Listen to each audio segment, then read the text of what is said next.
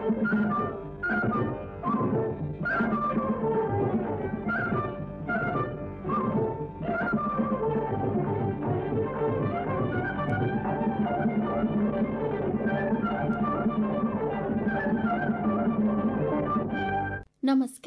स्वागत आपण मानकु नारीमहल परिसर को। मनीषर शक्ति सामर्थ्य कथा भाविले आश्चर्य लगे ना नहबाबा कहीं निजर विद्या और बुद्धि बल आज मनीष जो स्थान हासिल कर निश्चय प्रशंसार कथा। देखा गले प्रत्येक मनीष भितर से नारी हो कि पुरुष किछि ना किछि प्रतिभा दक्षता भरी रही। एइटा भिन्न कथा जे केही निजर से गुण को जानी ताकु प्रकाश करने को चेष्टा करे तो आउ किए से सब प्रति बेस उदासीन मने हुए।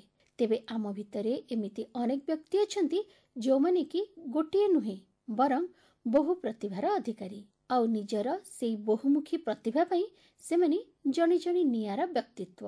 हाँ, मोर कहिबार उद्देश्य हला आज सेमिति जने व्यक्तित्वक सह आपणकर परिचय करैतेबी जी कि एकाधारे जने अध्यापिका लेखिका एवं नाट्यशिल्पी से हेउछंती चिन्मयी महांती। प्रथमे तांको हमर कार्यक्रम को स्वागत करिबा। आज्ञा नमस्कार। नमस्कार। पिलादिनर स्मृति सब बेले नियारा, तेबे केमिति कटिथिला आपनक पिलादिन? पिलादिन तो बहुत भलरे कटिछि, कारण बापा मांकर मु गोटे झियो थिली, बहुत गेलार पढिथिली। ता भितरे भाई भौणी मिसिकिरी केतेबेले दुष्टामी करू, बहुठू कानमोड़ा खाए, बापाठू गाड़ी खाए। मोटामोटी भाव में कहया गले आमर गोटे यौथ परिवार भी थिला। आमे जो भाई भौणी सब थिलु आमे बहुत मजा करू। पाठ पढ़ा पर एते गुरुत्व न थाए, तबे बापा चाहथिले मु भल पाठ पढ़ी केमती। ता संगे एक्स्ट्रा करिकुलर एक्टिविटीज पे बापा भी मते सब बेले प्रोत्साहित करूथिले। गोटे छोटिया कथा एठी कहबी, अवश्य सेटा बहुत लंबा इतिहास। मु अष्टम श्रेणी पढ़ुला बेले भूल अंक खातार गोटे कविता लिखि देइथिली। सेठी मोर प्रथम कविता थिला, जोथि मते मोर जे थिले टीचर अंक पढ़ौथिले जे हमकु मते बहुत मारी थिले।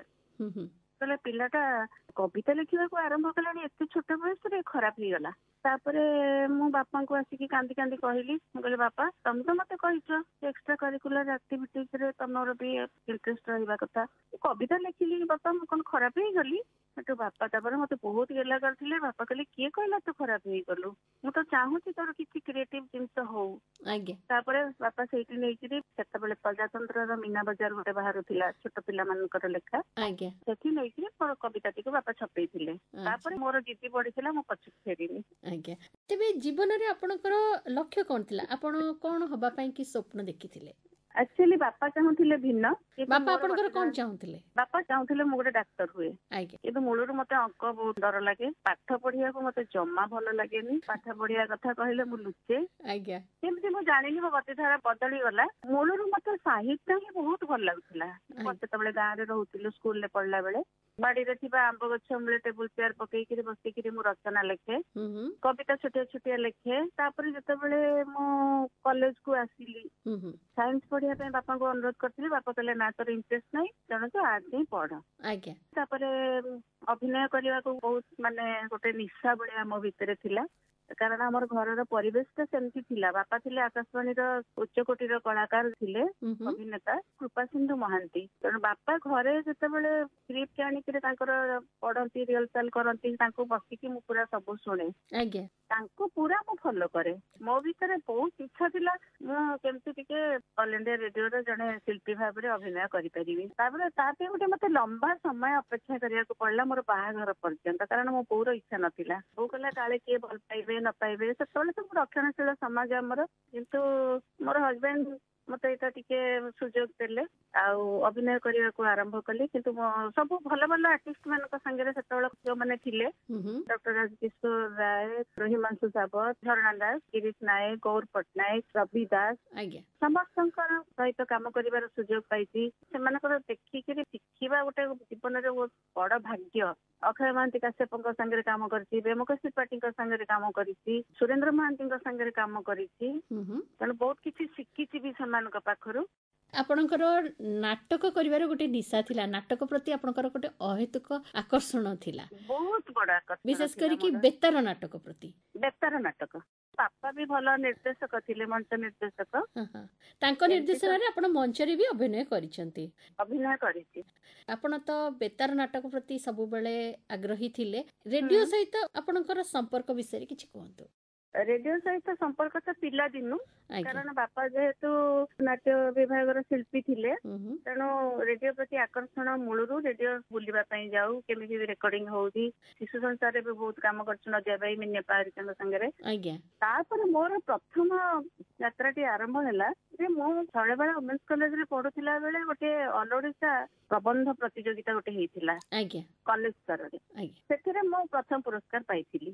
ସେତେବେଳେ ରମାପଦ ନନ୍ଦ ସିଏ ଥିଲେ, ଯୁବବାଣୀ ନୂଆ ନୂଆ ଆରମ୍ଭ ହେଇଥାଏ, ବାପାଙ୍କୁ ଦାଦା ବୋଲି ସେ ଡାକନ୍ତି। ମୋ ଡାକ ନାଁ ହଉଛି ରଞ୍ଜୁ। ରଞ୍ଜୁର ଗୋଟେ ଇଣ୍ଟରଭ୍ୟୁ କରିବା ଯୁବବାଣୀରେ।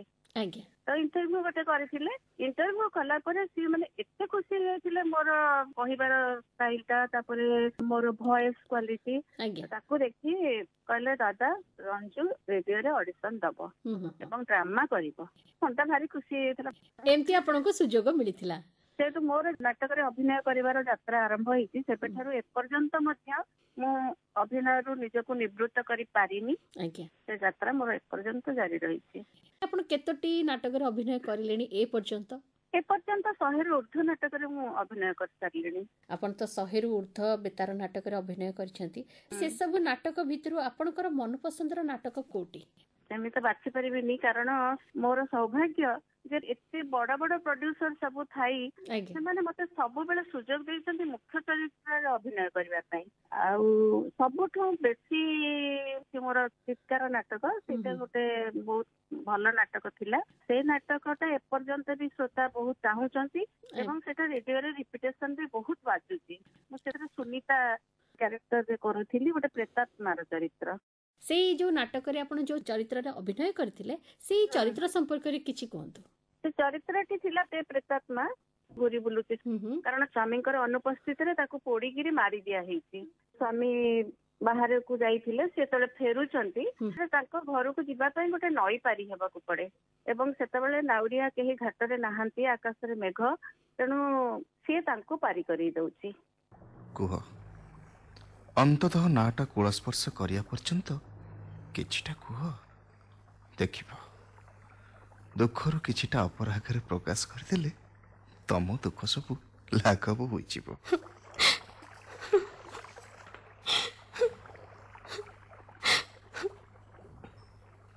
ମୋ ପର ଯାହା ସାଙ୍ଗରେ ମୋର ହାତ ଗଣ୍ଠି ପଡ଼ିଥିଲା, ଭାରି ସରଳ ମଣିଷ ସେ ବାବୁ।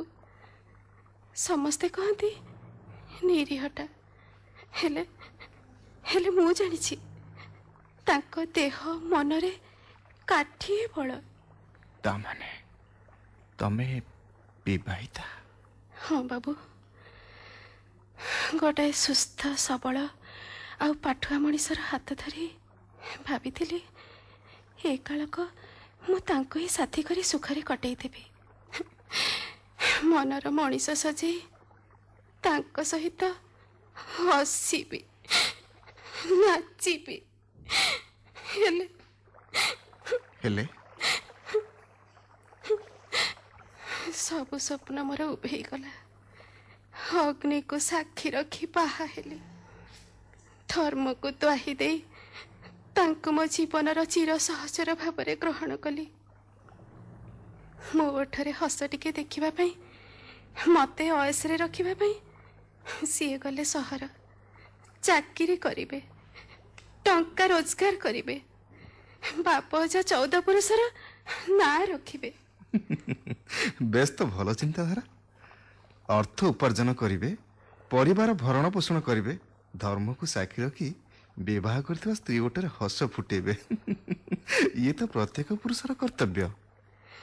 ସେଇଥିପାଇଁ ମୁଁ ବି ଗ୍ରାମ ଦେବତୀଙ୍କୁ ପୂଜା ଦିଏ, ଆରାଧନା କରେ, ନିଇତି ବୃନ୍ଦାବତୀଙ୍କ ନିକଟରେ ସଞ୍ଜବତୀ ଦିଏ, ତାଙ୍କ ଶୁଭ ମନାସେ, ମୋ ସ୍ୱାମୀଙ୍କର ମଙ୍ଗଳ ପାଞ୍ଚେ। ତାପରେ ଆପଣ ଆପଣ ତ ଅନେକ ଗୁଡ଼ିଏ ଚରିତ୍ରରେ ଅଭିନୟ କରିଛନ୍ତି। ସେଇ ସବୁ ଚରିତ୍ର ଭିତରେ ଏମିତି କିଛି ଚରିତ୍ର ରହିଛି ଯୋଉ ଚରିତ୍ର କି ଆପଣଙ୍କ ମନକୁ ଛୁଇଁଛି? ପ୍ରାୟ ସବୁ ଚରିତ୍ର ମତେ ଭଲ ଲାଗେ। ଗୋଟେ କ୍ଷୁଧିତ ସରୀସୃପ ମୁଁ କରିଥିଲି, ସେଥିରେ ପ୍ରୀତି ପଟ୍ଟନାୟକ ଭୂମିକାରେ ମୁଁ ଅଭିନୟ କରିଥିଲି। ପ୍ରେମକାଶ ତ୍ରିପାଠୀ ମୋର ଶ୍ୱଶୁର ଭୂମିକାରେ ଅଭିନୟ କରିଥିଲେ। ସେ ଚରିତ୍ରଟି ମତେ ବହୁତ ଭଲ ଲାଗିଥିଲା। ଆଉ ଏଇ ଚିତ୍କାର ଚରିତ୍ରର ସୁନିତା ତ ମତେ ବହୁତ ଭଲ ଲାଗେ। ସେଇ ଯୋଉ ଚରିତ୍ରଟି କଥା କହିଲେ, କାହିଁକି ଆପଣଙ୍କୁ ଭଲ ଲାଗିଥିଲା? ମତେ ଭଲ ଲାଗିଥିଲା କାହିଁକି ମତେ ଟିକେ ଇମୋସନାଲ କ୍ୟାରେକ୍ଟର କରିବାକୁ ଭଲ ଲାଗେ। ଧରାବତରଣ ଆଉ ଗୋଟେ ନାଟକ ମୁଁ କରିଥିଲି, ଝରଣା ଦାସଙ୍କର ପ୍ରଡକ୍ସନ। ସେଟା ଗାୟତ୍ରୀ ସରାଫଙ୍କର ଷ୍ଟୋରି ଥିଲା। ଡକ୍ଟର ଫଟକିର ସିଂ ତାର ଡ୍ରାମାଟାଇଜ କରିଥିଲେ। ସେଟା ଜହ୍ନଅପା ବୋଲି ଗୋଟେ କ୍ୟାରେକ୍ଟର ଥିଲା। ସେ ତାର ବାପାକୁ ମାରିଛି, କାରଣ ତାର ସାଙ୍ଗକୁ ରେପ କରିଦେଇଛନ୍ତି। କରିଦେଲା ପରେ ତା ମନରେ ପ୍ରତିକ୍ରିୟା ଆସି ତା ମଜୁଆ ବାପାଙ୍କୁ ସେ ମାଙ୍କର ତ୍ରିଶୂଳ ନେଇକିରି ସେ ତାକୁ ମାରିଛି। ସତେ ଯେମିତି ଦେବୀଙ୍କର ଧରାବତରଣ ହେଇଛି ଆଉ ଥରେ ମହିଷାସୁରକୁ ମାରିଲା ଭଳି। ଜହ୍ନ, ମତେ ଆଉ ବାଧ୍ୟ କରନା ବୋଉ। ବାପା କ'ଣ ଚାହାନ୍ତି ମୁଁ ଭଲ ଭାବରେ ଜାଣେ। ତୁ ବରଂ ବଣି ପାଇଁ ବାହାଘର ଠିକ କର। ତାକୁ ତ 23 ପୁରୀ ଗଲାଣି। ହେଲେ ତୁ ଥାଉ ଥାଉ ମୁଁ ବାବୁନାକୁ ମଣିଷ କରିବି ବୋଉ। 5 ଭଉଣୀରେ ଗୋଟିଏ ବୋଲି ସାନ ଭାଇ ସିଏ ମଣିଷ ନହେଲେ।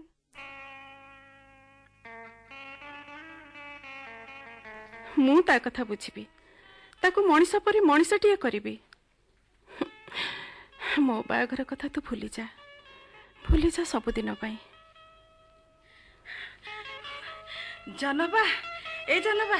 ହାଲୋ ରୁନି, କ'ଣ ହେଲା ଏମିତି ଧଇଁ ସଇଁ ହେଇ ଦୌଡୁଛି ଯେ? କଥା କ'ଣ? ଏଇନେ ସୁନା ଖୁଡ଼ି ପଠେଇଛନ୍ତି ତାଙ୍କ ସୁନାହାର, ସୁନା ଚୁଡ଼ି ଆଉ କାନ ଝୁମକା।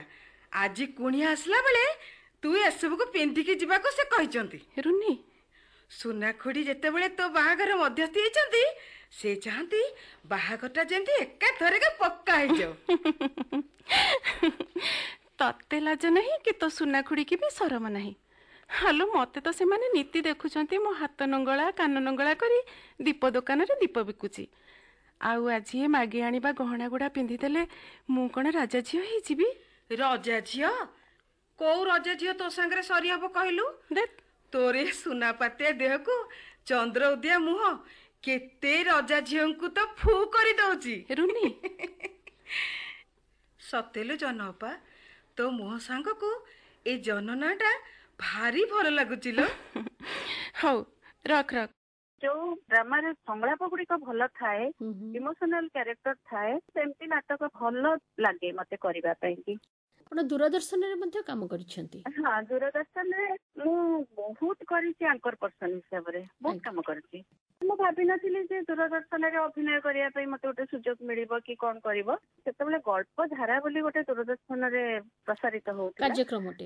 ହଁ, ସେଇଥିରେ ମତେ ସୁଯୋଗ ମିଳିଲା। ମୁଁ ଯୋଡ଼ିଏ ଟେଲି ପ୍ଲେ ଯୋଉଟା କୁହାଯାଉଛି ସେଇଥିରେ କରିଥିଲି। ଗୋଟିଏ ହଉଛି ପ୍ରତିଦାନ, ଆଉ ଗୋଟିଏ ହଉଛି ଅପରାହ୍ନର ଛାଇ। ସେ ଅପରାହ୍ନର ଛାଇଟି ବହୁତ ପ୍ରଶଂସିତ ହେଇଥିଲା।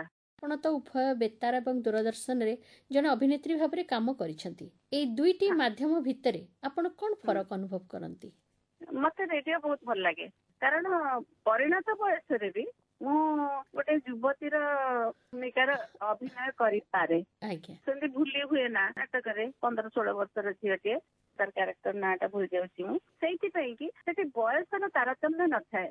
ସେଠି ସ୍ୱର ମାଧ୍ୟମରେ ଆମକୁ ଅଭିନୟ କରିବାକୁ ପଡେ। ତେଣୁ ବୟସ ଯେତେ ହଉନା କାହିଁ, ସ୍ୱରଟି ଯଦି ଚରିତ୍ର ଉପଯୋଗୀ ହେଇଥାଏ, ସେଠି ଜଣେ ବୟସ୍କ ବ୍ୟକ୍ତି ବି, ବର୍ଷିୟାନ ବ୍ୟକ୍ତି ବି କମ ବୟସର ଚରିତ୍ରରେ ଅଭିନୟ କରିପାରନ୍ତି। ଏମିତି ସେମିତି ସୁଯୋଗ ମତେ ବହୁତ ମିଳିଛି, କାରଣ ଏବେ ବି ମୁଁ କହିପାରୁଛି। ସ୍ୱରଟି ଶୁଣିକି ସ୍ୱରର ଅଭିନୟ ମାଧ୍ୟମରେ ଜଣେ ଶ୍ରୋତା ଅନୁଭବ କରିପାରେ ଦୃଶ୍ୟପଟକୁ। ସେଥିପାଇଁ ମତେ ବହୁତ ଭଲ ଲାଗେ ରେଡିଓ। ଆପଣ ଛୋଟଟି ବେଳୁ ଲେଖାଲେଖି ପ୍ରତି ଆଗ୍ରହୀ ଥିଲେ, ଏଥିପାଇଁ ଆପଣଙ୍କର ବାପା ହିଁ ଆପଣଙ୍କୁ ପ୍ରେରଣା ଦେଇଥିଲେ। ପରବର୍ତ୍ତୀ ସମୟରେ ଆପଣଙ୍କର ଏଇ ଲେଖାଲେଖିର ଧାରା କେମିତି ଆଗକୁ ବଢିଥିଲା? ବାହାଘର ପରେ ମୋ ଉପରେ ବହୁତ ଦାୟିତ୍ୱ ରହିଲା, କାରଣ ଗୋଟେ ବଡ ପରିବାରରେ ବାହା ହେଇଥିଲି। ସେମାନଙ୍କ ପାଇଁ ମୋର କର୍ତ୍ତବ୍ୟ କରିବାକୁ ପଡିବ।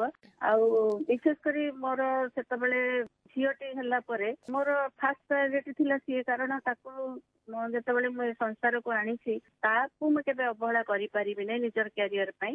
ଚାକିରିଟି ବଞ୍ଚିବାକୁ ବି ପଡିବ। ମୋର ବହୁତ ନିଷ୍ଠା ଥିଲା ଅଧ୍ୟାପନା ପାଇଁ। ଘରର ସବୁ କାମ କରିବାକୁ ପଡୁଥିଲା, ତାପରେ ପିଲା କାମ ବୁଝିବାକୁ ପଡୁଥିଲା, ତାର କ୍ୟାରିୟର ମେକିଂ କେମିତି ହବ। ମୁଁ ଲେଖା ଲେଖି କରିବାକୁ ବସିନି, କେବେ ଭାବିନି। ସମସ୍ତେ ଅନୁରୋଧ କରନ୍ତି ଆପଣ କାହିଁକି ଲେଖୁନାହାନ୍ତି। ରିଟାୟାରମେଣ୍ଟ ପରେ ମୁଁ କହିଲି କଣ କରିବି, ସମୟ କେମିତି କଟିବ, ତାପରେ ଲେଖିବାକୁ ଆରମ୍ଭ କଲି। ଏମିତି ବସିକି ଲେଖୁ ଲେଖୁ ପ୍ରଥମେ ବହିଟିଏ ବାହାରିଲା, ସପ୍ତ ଶୃଙ୍ଗାର କବିତା ବହିଟିଏ। ତାପରେ ପଛକୁ ପୁଣି ଫେରିଲି, ପୁଣି ବାହାରିଲା ତା ପରକୁ ଆଉ ଗୋଟିଏ କବିତା ସଂକଳନ ପ୍ରୀତି ଶୃଙ୍ଗାର। ମୁଁ ମୋର ଶୃଙ୍ଗାର ଶବ୍ଦଟାକୁ ମୁଁ ରଖିଛି। ଏବେ ନିକଟରେ ବହିଟିଏ ବାହାରିଛି ସ୍ୱର ଶୃଙ୍ଗାର। ଏଗୁଡିକ କେବଳ ମୋର ଲିରିକ୍ସ ଯାହା ମୁଁ ଲେଖିଛି, ଗୀତି କବିତା ଉପରେ ଆଧାରିତ। ହଁ, କାହିଁକିନା ସେଇ ଲିରିକ୍ସ ଲେଖିବା ପାଇଁ ମତେ ମୋ ଭାଇ ଓମ୍ ପ୍ରକାଶ ବହୁତ ପ୍ରେରଣା ଦେଲା। ବର୍ତ୍ତମାନ ସୁଦ୍ଧା ମୋର 30ଟି ଗୀତ ବିଭିନ୍ନ ପ୍ରତିଷ୍ଠିତ କଣ୍ଠଶିଳ୍ପୀ ମାନେ ସେ ସବୁ ଗୀତ ଗାଇଛନ୍ତି। ହଁ, ପ୍ରଣବ ପଟ୍ଟନାୟକ, ତୃପ୍ତି ଦାସ, ଗୀତା ପଟ୍ଟନାୟକ, ରତିକାନ୍ତ ଶତପଥୀ, ଓମ୍ ପ୍ରକାଶ ମହାନ୍ତି। ପାପ କରିଛି କି ପୁଣ୍ୟ କରିଛି ସେ କଥା ତ ଜାଣି ନାହିଁ।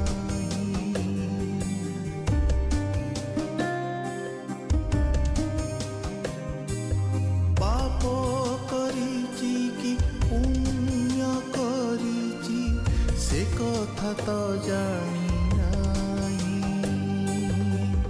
ତଥାପି କାହିଁକି ଝରୁଛି କଳଙ୍କ, ତଥାପି କାହିଁକି ଝରୁଛି କଳଙ୍କ। ଆଖି ଲୁହ ମୋର ହୋଇ, ଆଖି ଲୁହ ମୋର ହୋଇ। ପାପ କରିଛି କି ପୁଣ୍ୟ କରିଛି ସେ କଥା ତ ଜାଣି ନାହିଁ। ଆଉ କପ ବହିଟିଏ ପଟରେ ବାହାରି ଯାଇଛି, ସେଟା ହଉଛି ଗଳ୍ପ ପରି ଲାଗେ। ସେଟା କେବଳ ଅନୁଭୂତିର ଘଟଣା, ସମାଜରୁ ପାରିପାର୍ଶ୍ୱିକ ଅବସ୍ଥାରୁ ଯାହା କିଛି ମୁଁ ସାଉଁଟିଛି ସେଗୁଡିକୁ ନେଇକିରି ମୋର ସେଇ ଗଳ୍ପ ସଂକଳନଟି ବାହାରିଛି। ଆପଣ ମୁଖ୍ୟତଃ କବିତା ହିଁ ଲେଖନ୍ତି, ତେବେ ଆପଣଙ୍କର ସେଇ ସବୁ ଯୋଉ କବିତା ଲେଖିଛନ୍ତି ତାର ବିଷୟବସ୍ତୁ ଆପଣ କେମିତି ବାଛିଥାନ୍ତି? ପ୍ରାୟ ପ୍ରେମ କବିତା ବହୁତ ଅଛି। ପ୍ରେମ ତ କେବଳ ପୁଅ ଝିଅ ଭିତରେ ସୀମିତ ନୁହେଁ। ମୁଁ ପ୍ରକୃତିକୁ ବହୁତ ଭଲ ପାଏ, ପ୍ରକୃତିରୁ ବହୁତ ଉପାଦାନ ପାଏ। ତାକୁ ଆଣିକି ଜୀବନ ଦର୍ଶନ ସାଙ୍ଗରେ ମୁଁ ତାକୁ ପଞ୍ଚ କରାଏ। ଆପଣଙ୍କର ତ ଅନେକ ଗୁଡିଏ କବିତା ବହି ଆକାରରେ ପ୍ରକାଶିତ ହେଲାଣି। ସେଇ ସବୁ କବିତା ଭିତରୁ ଆମକୁ ଗୋଟିଏ ମନପସନ୍ଦର କବିତା ପଢି ଶୁଣେଇବେ କି? ମୋ ପାଇଁ ତ ସବୁ ଭଲ, କାରଣ ଯେତେ ଅସୁନ୍ଦର ସନ୍ତାନ ହେଲେ ବି ମା ଆଖିରେ ସବୁ ସନ୍ତାନ ତାର ସୁନ୍ଦର। ମୋର ଗୋଟିଏ କବିତା ମୁଁ ପଢୁଛି ଯୋଉଟା କେନ୍ଦ୍ର ସାହିତ୍ୟ ଏକାଡେମୀ ତରଫରୁ ଅସ୍ମିତାର ପରମ୍ପରା ବୋଲିକିରି ଗୋଟେ କବିତା ସଂକଳନ ବାହାରିଥିଲା। ସେଥିରେ 50 ଜଣ ନାରୀ କବିଙ୍କର ଲେଖାକୁ ନେଇକିରି ତାକୁ ସମ୍ପାଦନା କରିଥିଲେ ଡକ୍ଟର ଅପର୍ଣ୍ଣା ମହାନ୍ତି କବି। ତ ସେଇ କବିତାଟି ମୁଁ ପଢୁଛି। ତାର ନାଁ ହେଇଛି ଅସ୍ମିତା। ମୋ ପିଠିରେ ବେତାଳ ହେଇ ଝୁଲୁଥିବା ଦୁଃଖର କ୍ଷେତ୍ରଫଳ ପରିସୀମା କେମିତି ମାପିବି, କେମିତି କହିବି ମୋ ସତୀତ୍ୱର ଦୈର୍ଘ୍ୟ ପ୍ରସ୍ତ କେତେ। କେବେ କେବେ ହେଇଛି ମୁଁ ଅଗ୍ନିସ୍ନାତା, ମୋ ଶରୀର ନିଆଁରେ ପଖାଳି। କେବେ ଅବା ସଭ୍ୟତାର ବାରୁଣା ବନ୍ତରେ ଛଲମଲ ସ୍ତମ୍ଭ ଦେହେ ମଥା ପିଟି ହେଇଛି ମୁଁ ପୁଣି ରକ୍ତସ୍ନାତା। କାମନାର ଯଜ୍ଞ ବେଦୀରେ ଆହୁତି ମୁଁ ଦେଇଛି ନିଜକୁ। କେବେ ଅବା ଶ୍ରାବଣର ମଲ୍ଲାର ରାଗରେ ଭିଜାଇଛି ତାହାର ସନ୍ତାପିତ ସ୍ନାୟୁ। ଚାରାକାହିଁ ଚନ୍ଦ୍ରା ଗୋପଦଣ୍ଡ ଆଜି ବି ନିଶ୍ଚୁପ, ଆଜି ବି ନୀରବ। ମୁଁ କଣ ସତରେ ରାତ୍ରିର ରାଜହଂସୀଟିଏ? ଦୁଇଟି ଡେଣାରେ ମୋର ଝୁଲେ କୃଷ୍ଣ, ଝୁଲେ ଚନ୍ଦ୍ରସେଣା। ମୋ ନିଜର ପରିଚୟ ମୋ ପାଇଁ ଏବେ ବି ଅଜଣା। ମୁଁ କଣ ଯୁଗେ ଯୁଗେ ପ୍ରୀତି ପ୍ରିୟମ୍ବଦା, ନା ଅନେକ ଅସମାହିତ ପ୍ରଶ୍ନର କହିବି? କବିତାଟି ତ ଖୁବ ସୁନ୍ଦର। ଆପଣ ତ ଗୀତ ଶୁଣିବାକୁ ଭଲ ପାଆନ୍ତି, କୋଉ ପ୍ରକାର ଗୀତ ଆପଣ ଶୁଣିବାକୁ ଭଲ ପାଆନ୍ତି? ଆପଣଙ୍କ ମନପସନ୍ଦର କଣ୍ଠଶିଳ୍ପୀ କିଏ? ସିରିୟସ୍ ଗୀତ ମୁଁ ବହୁତ ଭଲ ପାଏ। ଓଡିଆ ଶିଳ୍ପୀ ମାନଙ୍କ ଭିତରେ ମତେ ତ ନିର୍ମଳା ମିଶ୍ରଙ୍କ ଗୀତ ବହୁତ ଭଲ ଲାଗେ। ତାପରେ ଅକ୍ଷୟ ମହାନ୍ତି ମୋର ବହୁତ ପ୍ରିୟ। ତେବେ ଆଜି ଆପଣ କଣ ଶୁଣିବାକୁ ଚାହିଁବେ? ମତେ ଭଲ ଲାଗେ ନଦୀ ଫେରେ ସାଗରକୁ। ନଦୀ ଫେରେ ସାଗରକୁ ପକ୍ଷୀ ଫେରେ ନିଡ଼ିଏ। ନଦୀ ଫେରେ ସାଗରକୁ ପକ୍ଷୀ ଫେରେ ନିଡ଼ିଏ। ଫେରିବାର ବେଳା ହେଲେ ମୋର କିଆଁ কথা এতে বেশি মনে পড়ে। নদী ফেরে সাগরকু পক্ষী ফেরে নিরে।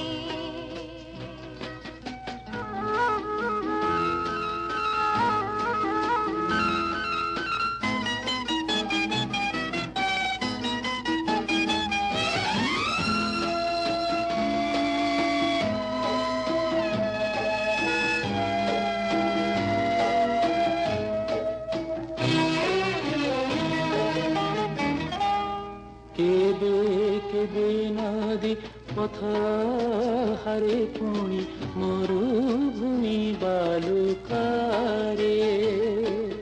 সাগরর ডাক যে নদী শুনিছি, সে কি পথ ভুলি পারে। ଭଲ ଝିଏ ପାଏତେ ସେ କି ରହେ ଦୂରେ। দূরে আকাশে ফিরে ସବୁବେଳେ ତୁମ କଥା ଖାଲି ମୋର ମନେ ପଡ଼େ। ନଦୀ ଫେରେ ସାଗରକୁ ପକ୍ଷୀ ଫେରେ। ଜୀବନ ଜଞ୍ଜାଳ ଭିତରେ ପରିବାରର ଦାୟିତ୍ୱ ବୁଝିବା ଭିତରେ ଯେତେବେଳେ ଖାଲି ସମୟ ଟିକେ ଆପଣ ପାଆନ୍ତି ସେତେବେଳେ ଆଉ କ'ଣ କରିବାକୁ ଆପଣ ପସନ୍ଦ କରନ୍ତି? ମୁଁ ବହି ପଢେ ହୁଁ ହୁଁ, ଆଉ ଗୀତ ଶୁଣେ। ଆଜ୍ଞା। ପ୍ରତିଭା ରାୟଙ୍କ ଲେଖା ମତେ ବହୁତ ଭଲ ଲାଗେ। ହୁଁ ତାଙ୍କ ଲେଖା ଗୁଡିକ ମୁଁ ଛୋଟବେଳେ ବି ପଢିଛି, ହୁଁ ହୁଁ ହୁଁ, ତେଣୁ ଏବେ ବି ପଢୁଛି ତାଙ୍କୁ। ଯୁବପିଢିର ଲେଖକ ମାନଙ୍କ କଥା କାହା କହିବେ, ଏବେ ଗୋଟେ ନୂଆ ପିଲାଟିଏ ଲେଖା ଲେଖି କରୁଛି। ହୁଁ ହୁଁ, ତାର ଏବେ ଗୋଟେ ସଦ୍ୟ ପ୍ରକାଶିତ ଉପନ୍ୟାସ ରେନକୋଟ, ସେଇଠି ମୋର ଭାରି ପ୍ରିୟ ବହି। ସେଇ ବହିଟି ମୁଁ ପଢିଛି। ହୁଁ ହୁଁ, ଆଉ ଯାହା ପାଏ ପ୍ରାୟ ପଢେ। ପ୍ରକାଶ ମହାପାତ୍ରଙ୍କ ଲେଖା ମତେ ବହୁତ ଭଲ ଲାଗେ। ବହି ଆଉ ଗୀତ ହୁଁ ହୁଁ। ତାରି ଭିତରେ ମୋର ଜୀବନ ପରିଚି। ମୁଁ ଘୁରି ବୁଲୁଥାଏ ତାରି ଭିତରେ। ଆପଣ ଏକାଧାରରେ ଜଣେ ଅଧ୍ୟାପିକା, ଲେଖିକା, ନାଟ୍ୟଶିଳ୍ପୀ। ତେବେ ଏସବୁ ଭିତରୁ କୋଉ ଭୂମିକାଟି ଆପଣଙ୍କୁ ଆତ୍ମସନ୍ତୋଷ ଦେଇଥାଏ? କହିବାକୁ ଗଲେ ଗୋଟେ ନାରୀ ସେ ସବୁବେଳେ ଦଶଭୁଜା।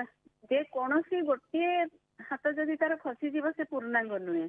ତେଣୁ ମତେ ଯଦି ପଚାରିବେ କୋଉଠି ମତେ ଭଲ ଲାଗେ, ମୁଁ ପ୍ରାୟ ସବୁ ଭଲ ପାଏ। ମୋର ଅଧ୍ୟାପନା କରିବାକୁ ଭଲ ପାଏ, ଗୀତ ଲେଖିବାକୁ ଭଲ ପାଏ, ନାଟକ କରିବାକୁ ଭଲ ପାଏ। ନିଜକୁ ପୂର୍ଣ୍ଣାଙ୍ଗ ଚିନ୍ମୟୀ ବୋଲିକିରି ସେତିକି ବେଳେ ଭାବେ ଯେତେବେଳେ ମୋ କର୍ତ୍ତବ୍ୟ ମୋର ପିଲା ପ୍ରତି, ମୋର ସ୍ୱାମୀଙ୍କ ପ୍ରତି, ମୋର ପରିବାର ପ୍ରତି, ମୋର ଅଧ୍ୟାପନାରେ ନିଷ୍ଠା। ମୁଁ ଯୋଉ କାମଟି କରେ ତା ଭିତରେ ନିଜକୁ ସମ୍ପୂର୍ଣ୍ଣ ଭାବରେ ବୁଡେଇ ରଖେ। ନିଜେ ତା ଭିତରେ ପୁରା ହଜିଯାଏ। ମୁଁ ସବୁ ଗୁଡିକ ମୋ ଜୀବନରେ ପରିପୂର୍ଣ୍ଣତା ଦେଇଛନ୍ତି। ଯଦି ଆପଣଙ୍କୁ ଚିନ୍ମୟୀ ମହାନ୍ତିଙ୍କ ବିଷୟରେ କିଛି କହିବାକୁ କୁହାଯାଏ ତେବେ ଆପଣ ନିଜକୁ କିଭଳି ପ୍ରକାଶ କରିବେ? ମାଟିଏ ଚିନ୍ମୟୀ ମହାନ୍ତି, ସ୍ତ୍ରୀଟିଏ ଚିନ୍ମୟୀ ମହାନ୍ତି, ଅଧ୍ୟାପିକାଟିଏ ଚିନ୍ମୟୀ ମହାନ୍ତି, ପାଠକ ମାନଙ୍କର ମନକୁ ଛୁଇଁଥିବା ଲେଖିକାଟିଏ ଚିନ୍ମୟୀ ମହାନ୍ତି, ଶ୍ରୋତା ମାନଙ୍କୁ ମୁଗ୍ଧଚକିତ କରି ଏପର୍ଯ୍ୟନ୍ତ ରଖିଥିବା ଜଣେ ଅଭିନେତ୍ରୀ ଚିନ୍ମୟୀ ମହାନ୍ତି। ତେଣୁ ତାରି ଭିତରେ ହିଁ ମୋର ପରିଚୟ। ଖୁବ୍ ସୁନ୍ଦର ଆପଣ ଆମର କାର୍ଯ୍ୟକ୍ରମରେ ଅଂଶଗ୍ରହଣ କଲେ, ଆପଣଙ୍କର ଜୀବନ ଅନୁଭୂତି ଆମ ସାଙ୍ଗରେ ବାଣ୍ଟିଲେ। ସେଥିପାଇଁ କାର୍ଯ୍ୟକ୍ରମ ତରଫରୁ ଆପଣଙ୍କୁ ଅନେକ ଅନେକ ଧନ୍ୟବାଦ। ନମସ୍କାର। ନମସ୍କାର। ଶୁଣିଲେ ଚିନ୍ମୟୀ ମହାନ୍ତିଙ୍କ ସହ ସାକ୍ଷାତକାର। ନିଜ ସମ୍ପର୍କରେ ଜାଣିବା ଆଉ ନିଜର ଦକ୍ଷତାକୁ, ପ୍ରତିଭାକୁ ଲୋକଲୋଚନକୁ ଆଣିବା କିଛି ସହଜ କଥା ନୁହେଁ। ତେବେ ଏସବୁ ନିର୍ଭର କରେ ଆମ ନିଜ ଉପରେ, ଆମର କିଛି କରିବାର ଇଚ୍ଛା ଉପରେ। କାର୍ଯ୍ୟକ୍ରମକୁ ଏଇଠି ରଖି ବିଦାୟ ନେଉଛି। ମୁଁ ନିର୍ମଳୀ ଓଝା। ନମସ୍କାର।